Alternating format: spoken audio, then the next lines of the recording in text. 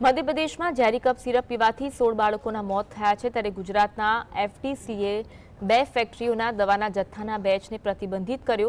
ડાયથિલિન glycol જેવા તત્વો મળતા વેચાણ પર પ્રતિબંધ મુકાયો છે। ગુજરાતમાંથી સપ્લાય થયેલા જથ્થાને પરત ખેંચવાનો આદેશ અપાયો છે। રિટેલરોને વેચાણમાં દવાનું વેચાણ બંધ કરવાની પણ સૂચના આપવામાં આવી છે। 16 બાળકોના મોત થયા હતા ઝેરી કફ સિરપ પીવાથી, જેમાં જે તત્વો મળી આવ્યા હતા ત્યારબાદ તેનો સપ્લાય રોકવામાં આવ્યો હતો।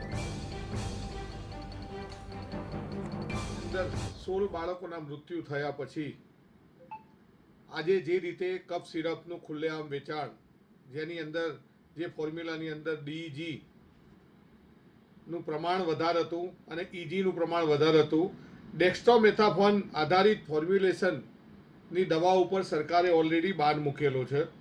અત્યારે હાલ જે ગુજરાતની 2 ફેક્ટરીઓમાંથી આ દવાઓનો જથ્થો ત્યાં આગળ સપ્લાય થયેલો હતો, એનું ઓલરેડી સરકારે એક નોટિફિકેશન જારી કરી તાત્કાલિક અસરથી એ દવાઓ ન વેચવા માટે ફેડરેશન દ્વારા આપ સૌ કેમિસ્ટ મિત્રોને એક વોટ્સએપ દ્વારા મેસેજ તમારા ઝોન, જિલ્લા વાઇઝ, તાલુકા વાઇઝ દરેકને મોકલાયો છે।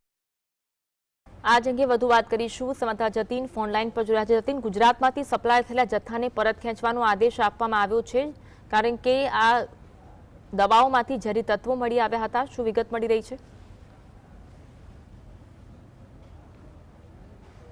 કેન્દ્ર સરકાર હોય કે પછી અન્ય રાજ્યની સરકાર હોય, 16 જેટલા બાળકોના મોત થયા બાદ આજે બંને ફેક્ટરીઓમાંથી દવાનો જથ્થો જે સપ્લાય થતો તે સપ્લાય પર પ્રતિબંધ જાહેર કરવામાં આવ્યું છે। સરકારે નોટિફિકેશન બહાર પાડ્યું છે કે દવા વેચનાર સામે બહાર પાડ્યું છે કે આ પરિપત્રનો અમલ થવો જોઈએ અને ગુજરાતમાં આ પ્રકારની દવાઓ ન વેચાવી જોઈએ। અન્ય રાજ્યોમાં પણ આ પ્રકારની દવાઓનો જથ્થો જે છે તે ન જવો જોઈએ। મહત્વની વાત છે કે આજે કેમિસ્ટ એસોસિએશનના પ્રમુખ જસુ પટેલે પણ નોટિફિકેશન જાહેર કર્યું અને તમામ વિક્રેતાઓ અને જે કંપનીઓ છે તેમને સ્પષ્ટ સૂચના આપી દીધી છે કે આ પ્રકારનો જથ્થો ગુજરાતમાં ન વેચાવો જોઈએ। સાથેમાં જ અન્ય જે દેશો, અન્ય રાજ્યની અંદર જો જતી હોય તો તેની પર પ્રતિબંધ લગાવવો જોઈએ અને આ સિરપ લેવાથી બાળકોના મોત નીપજી રહ્યા છે, જેથી ભવિષ્ય ખતરામાં આવી શકે છે। તે કારણે લીધે આ દવાઓનો જથ્થો વેચાણ ન થવો જોઈએ। જી, આભાર જતીન, જોડાવા માટે અને માહિતી આપવા માટે।